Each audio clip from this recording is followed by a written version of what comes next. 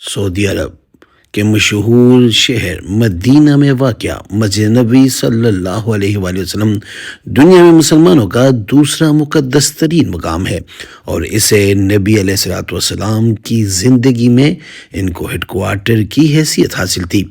اسلامی روایات کے مطابق مسجد نبوی صلی اللہ علیہ وآلہ وسلم میں ادا کی گئی نماز کا ثواب مکہ میں خانہ کعبہ والی مسجد الحرام کے علاوہ کسی بھی دیگر مسجد میں ادا کی گئی نماز کے مقابلے میں 1000 گنا زیادہ ہے۔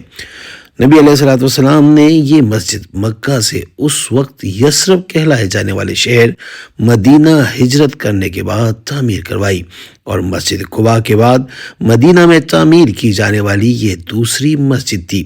اسلامی روایات کے مطابق اس مسجد میں وہ مقام بھی واقع ہے جسے ریاض الجنہ یا جنت کے باغوں میں سے ایک باغ کہا جاتا ہے۔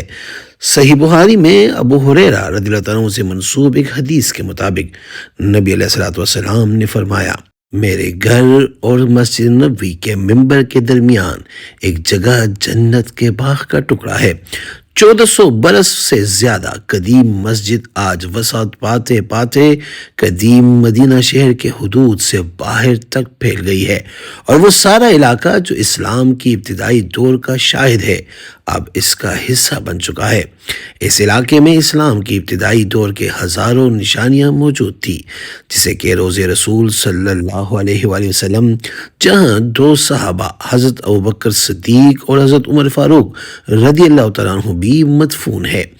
نبی علیہ السلام کی اہلیہ حضرت عائشہ صدیقہ رضی اللہ تعالیٰ عنہ کا حجرہ، پیغمبر اسلام کی دیگر بیویوں کے مکانات گزشتہ صدیوں میں مسجد کی دی جانے والی وسعت کے نتیجے میں اب اس کے اندر آ گئے ہیں۔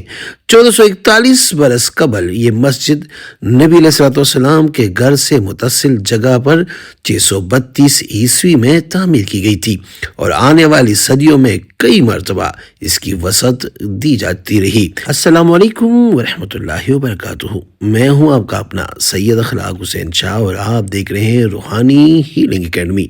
اگر ابھی تک آپ نے ہمارے چینل کو سبسکرائب نہیں کیا تو برائے مہربانی ہمارے چینل کو سبسکرائب کریں اور بیل آئیکن کو کلک کریں تاکہ ہماری ہر نئی آنے والی ویڈیو کا نوٹیفیکیشن آپ کو بر وقت مل سکے۔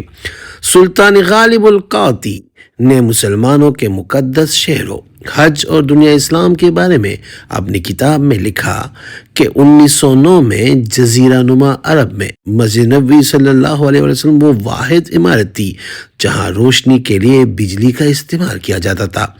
سعودی فرمانروا شاہ عبداللہ بن عبدالعزیز کے دور میں اس کو وسیع کرنے کا سب سے بڑا منصوبہ شروع کیا گیا، جو اب بھی تکمیل کے مراحل میں ہے۔ کہا جاتا ہے کہ اس منصوبے کی تکمیل کے بعد ہر برس کروڑوں عقیدت مندوں کی منزل بننے والی اس مسجد میں ایک وقت میں 18 لاکھ افراد کی نماز پڑھنے کی گنجائش ہوگی۔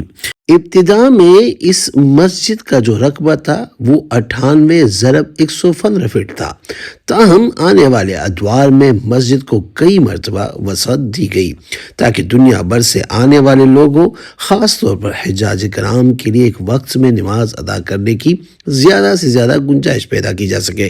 خیال رہے کہ یہ مسجد مسلمانوں کے ان 3 مقدس ترین مقامات میں ایک ہے جہاں ثواب حاصل کرنے کی غرض سے طویل سفر کی اجازت ہے۔ اگر بات کریں رقبے کی تو یہ بات تجربے سے ثابت ہے کہ ابتدائی رقبے کے لحاظ سے یہ مسجد اب تقریباً 100 گنا بڑی ہے اور تقریباً پورے قدیم شہر پر پھیلی ہوئی ہے، کیونکہ مسجد کی جو بیرونی دیوار ہے اب جنت البقیع کے قبرستان سے مل گئی ہے، جو نبی علیہ السلام کی زندگی میں شہر کے مضافات میں تھا۔ مسجد کو وسعت دینے کا حالیہ منصوبہ جو شاہ عبداللہ نے 2012 میں شروع کروایا تھا، تقریباً پائے تکمیل تک پہنچنے لگا ہے۔ 18 لاکھ افراد کے لیے اس مسجد میں بیک وقت نماز ادا کرنے کی گنجائش فراہم کی گئی ہے۔ سعودی عرب کے وزیر خزانہ ابراہیم العصاب کا کہنا ہے کہ مسجد کے مرکزی حصے کی عمارت 6,14,800 مربع میٹر پر مشتمل ہوگی، جبکہ مسجد اور اس کی صحنوں کا مجموعہ تقریباً 10,20,500 مربع میٹر پر محیط ہے، جس کے بعد 10 لاکھ افراد مسجد کی مرکزی عمارت اور 8 لاکھ اس کے بیرونی صحن میں بیک وقت نماز ادا کر سکتے ہیں۔ عرب نیوز نے مسجد کے ترجمان شیخ عبدالواحد الخطاب کے حوالے سے اطلاع دی تھی کہ شاہ عبداللہ نے مسجد کے اندر خصوصی طور پر تیار کی گئی 250 چھتریاں لگانے کا حکم دیا تھا، جو 1,34,000 مربع میٹر علاقے کو سایہ فراہم کرے گا، اور یہ منصوبہ تکمیل کے آخری مراحل میں ہے۔ اس کی وجہ سے تمام نمازی بارش اور صحرائے عرب کی جھلجھلاتی دھوپ سے مکمل طور پر محفوظ رہتے ہیں۔ جنرل البقی کی تاریخی قبرستان، جو اب مسجد کی مغرب دیوار کے باہر ان چند عمارتوں اور جگہوں میں شامل ہے جو مسجد کے چاروں اطراف موجود ہے، یہ قبرستان بھی مسلمانوں کے لیے عام ہے کیونکہ یہاں نبی علیہ السلام کی اہلیہ، بیٹی اور دیگر رشتہ داروں کی قبور ہے۔ مسجد کے احاطے کے گرد جو دیگر عمارتیں اور جگہیں ہیں، ان میں سعودی حکومت کے ادارے، ہسپتال، شاپنگ مال، فرتائش ہوٹل اور بڑی شاہراہیں شامل ہے۔ مدینہ کی مسجد نبوی اور مکہ کی مسجد الحرام دونوں کا انتظام ایک خصوصی ادارہ چلاتا ہے، جبکہ مسجد کی نگرانی کی ذمہ داری سعودی شاہی خاندان کی ہے، اور سعودی شاہی بادشاہ خود کو خادم الحرمین شریفین کہلاتا ہے۔ نبی علیہ السلام وہ پہلی شخصیت تھے جنہوں نے اس مسجد میں نماز کی امامت کی۔ ان کے دنیا سے پردہ کرنے کے بعد ان کے ساتھی صحابہ یہ عمل سر انجام دیتے رہے۔ شیخ علی بن عبد الرحمن خزیفی اس وقت مسجد نبوی کے مرکزی امام ہیں، تاہم 11 اکتوبر 2019 کو سعودی حکومت نے مزید 2 مستقل اماموں کی تعیناتی کی، جن میں موجودہ امام کے بیٹے شیخ احمد خزیفی کے علاوہ شیخ خالد المہانہ شامل ہے، اور اب وقت کے ساتھ ساتھ امامت میں تبدیلی بھی کرتے ہیں، بلکہ اب تو ایسا ہوتا ہے کہ ہر روز یا ایک شیڈول جاری ہوتا ہے اور اس شیڈول کے ذریعے امامت منتخب ہوتی ہے اور اسی طرح یہ امامت کرائی جاتی ہے۔ ان کے علاوہ دیگر امام بھی موجود ہیں جو خصوصاً تہجد کی نماز کی امامت کرتے ہیں۔ اگر بات کریں مسجد نبوی کی مؤذن کے تو المبارک پوری کے مطابق پیغمبر اسلام صلی اللہ علیہ وآلہ وسلم نے اپنے صحابی حضرت بلال رضی اللہ عنہ بن رباح کو مسجد نبوی صلی اللہ علیہ وسلم کا پہلا مؤذن مقرر کیا تھا۔ روایت کے مطابق جب صحابی رسول عبداللہ بن زید نے نبی علیہ السلام کو اذان کے بارے میں اپنے خواب میں آگاہ کیا تو انہوں نے اس سے کہا کہ وہ بلال کی تربیت کرے، کیونکہ ان کی آواز بلند ہے اور وہ لوگوں کو نماز کے لیے بلاوا دیں گے۔ ایک اور روایت کے مطابق وہ خواب خود حضرت بلال رضی اللہ عنہ کو آئی تھی، اور وہ خواب جب نبی علیہ السلام کے سامنے پیش کی گئی تو نبی علیہ السلام نے اس کو پسند فرمایا اور بلال کو کہا کہ جس طرح آپ نے اذان سنی اس طرح آپ اذان دیں۔ ان دونوں روایات میں ایک بات قدر مشترک ہے، اور وہ یہ کہ مسجد نبوی صلی اللہ علیہ وآلہ وسلم کا پہلا مؤذن حضرت بلال رضی اللہ تعالیٰ عنہ تھے، اور آج مسجد نبوی صلی اللہ علیہ وآلہ وسلم میں مؤذنوں کی تعداد 17 سے 25 ہے جو روزانہ 5 وقت اذان دیتے ہیں۔ ہر روز ان میں سے 3 مؤذن 5 وقت مکبریات سے اذان دیتے ہیں اور نماز کے دوران امام کی آواز نمازیوں تک واضح طور پر پہنچانے کے لیے دہراتے ہیں۔ ایک روایت کے مطابق نبی صلی اللہ علیہ وسلم نے مدینہ پہنچنے پر یہ زمین جو مسجد نبوی کی ہے 10 دینار میں 2 یتیموں ساحل اور سہل سے خریدی تھی۔ اس سے قبل یہ زمین کھجوریں سکھانے کے لیے استعمال ہوتی تھی۔ نبی علیہ السلام نے خود اس مسجد کی تعمیر میں شرکت کی تھی۔ تعمیر کے لیے پتھر کی بنیادوں کا استعمال کیا گیا اور مٹی کی دیواریں بنائی گئی۔ کھجور کے درختوں کے تنے اور شاخیں چھت کے لیے استعمال کی گئی۔ اس وقت مسجد کے 3 دروازے تھے اور ان کا رخ مسجد الاقصی کی جانب تھا، جو کہ اس وقت کا قبلہ تھا۔ اس میں غریب اور مسافروں کو پناہ دینے کے لیے ایک سایہ دار حصہ بھی بنایا گیا تھا۔ بعد میں قبلے کا رخ تبدیل کر کے کعبے کی جانب کر دیا گیا تھا اور ایک دروازے کو بند کر کے دوسری سمت میں ایک اور دروازہ بنا دیا گیا تھا۔ جب صحابہ نے پیغمبر اسلام صلی اللہ علیہ وآلہ وسلم کو تجویز دی کہ چھت کو گارے سے پختہ کر دیا جائے تو انہوں نے انکار کرتے ہوئے کہا، نہیں، یہ چھت عریش موسیٰ کی طرح رہے گا، موسیٰ کے چھپر نما چھت کی طرح۔ اس کے 3 سال بعد تک فرش کو کسی چیز سے ڈھکا نہیں گیا تھا۔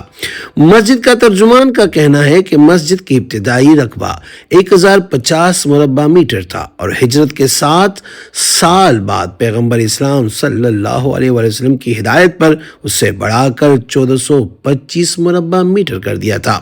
میرے اور آپ کے آقا حضرت محمد مصطفیٰ صلی اللہ علیہ وآلہ وسلم کی رہائش یعنی مکان مسجد کے بالکل ساتھ بنایا گیا اور وہاں ہی آپ دنیا سے وصال کر گئے تھے، اور وہیں ان کی اہلیہ حضرت اماں عائشہ صدیقہ رضی اللہ تعالیٰ عنہ کے حجرے میں ان کا روضہ بنا دیا گیا جو آپ کے اسکرین پہ موجود ہے، اور آپ اس مبارک روزے کی زیارت کر رہے ہیں۔ ایک روایت کے مطابق جب نبی علیہ الصلوۃ والسلام دنیا سے پردہ کر گئے تو ان کے ساتھی یعنی اصحاب کرام ان کی تدفین کے لیے بہترین مقام کا انتخاب کر رہے تھے، تو سیدنا حضرت ابوبکر صدیق نے کہا کہ پیغمبر اسلام صلی اللہ علیہ وآلہ وسلم کہہ چکے تھے کہ نبیوں کو وہیں دفنایا جاتا ہے جہاں اللہ ان کی روح کو نکالتا یعنی قبض کرتا ہے۔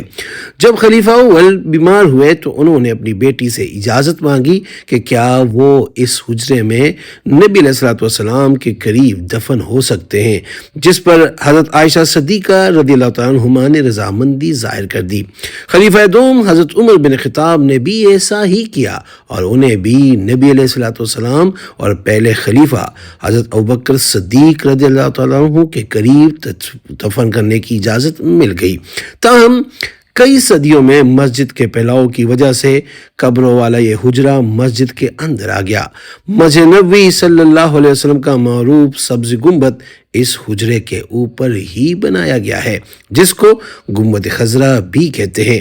شاندار طرز تعمیر اور جدید ترین ٹیکنالوجی سے بنائی گئی اس عمارت کی ہر چیز انتہائی خوبصورت ہے، اور مبالغہ آرائی کے بغیر بھی کہیں تو یہ عمارت دور سے بھی بہت زیادہ دلکش ہے۔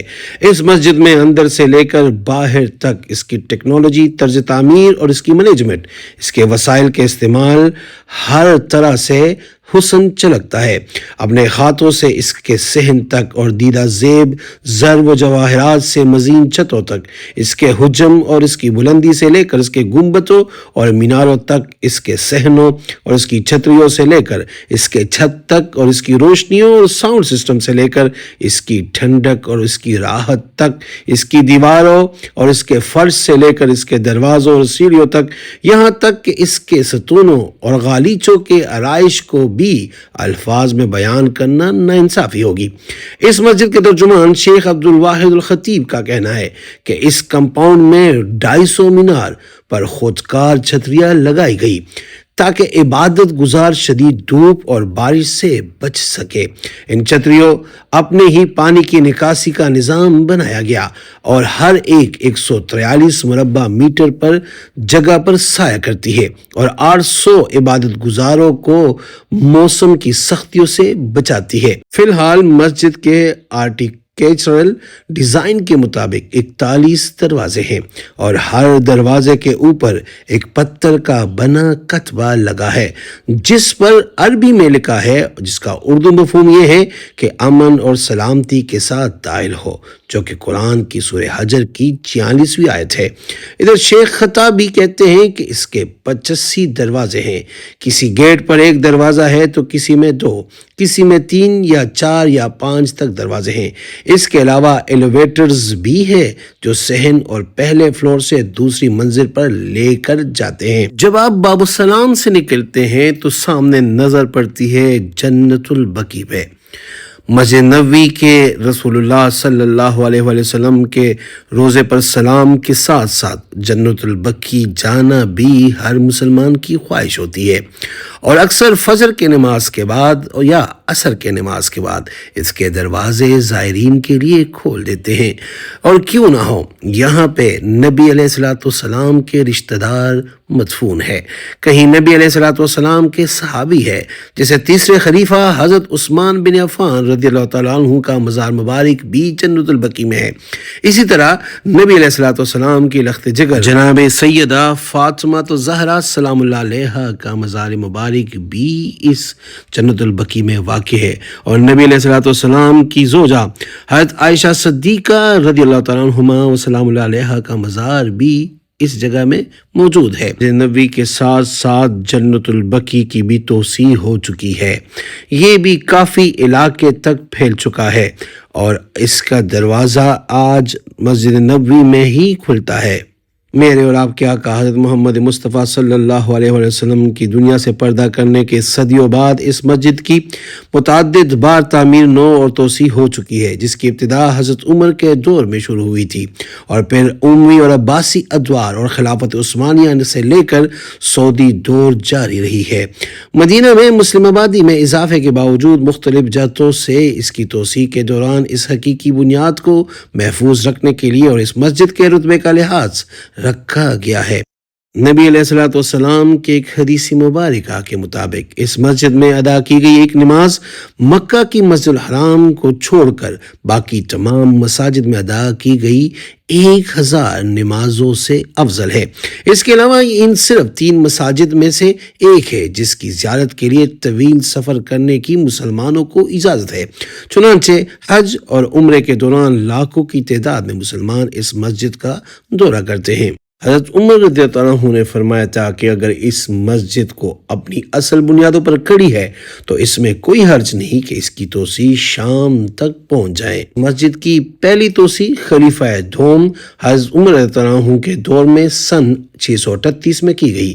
انہیں مسجد کے ارد گرد کی زمین خریدی اور اسے مسجد کا حصہ بنا دیا، تاہم اس جانب جہاں نبی علیہ الصلوۃ والسلام کی بیویوں کے مکانات تھے اس جانب کچھ نہیں کیا گیا۔ اس کے بعد تیسرے خلیفہ حضرت عثمان بن عفان رضی اللہ عنہ 29 ہجری نے صحابہ سے مشاورت کے بعد مسجد کو اپگریڈ کیا تھا۔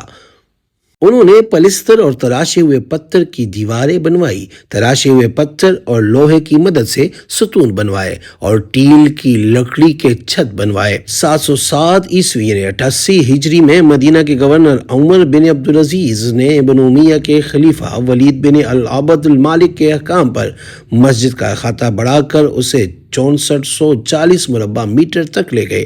انہیں 4 مینار بنوائے اور ایک محراب بنوائی۔ داخلی ستونوں کو سنگ مرمر اور سونے کے کام سے سجایا گیا اور ان کی تعداد 232 تک پہنچ گئی۔ عباسی خلیفہ المہدی نے 161 تا 165 ہجری میں مسجد میں کام کروایا، جس کے بعد اس کا رقبہ 8890 مربع میٹر ہو گیا اور اس میں 60 کھڑکیاں اور 24 دروازے لگائے گئے۔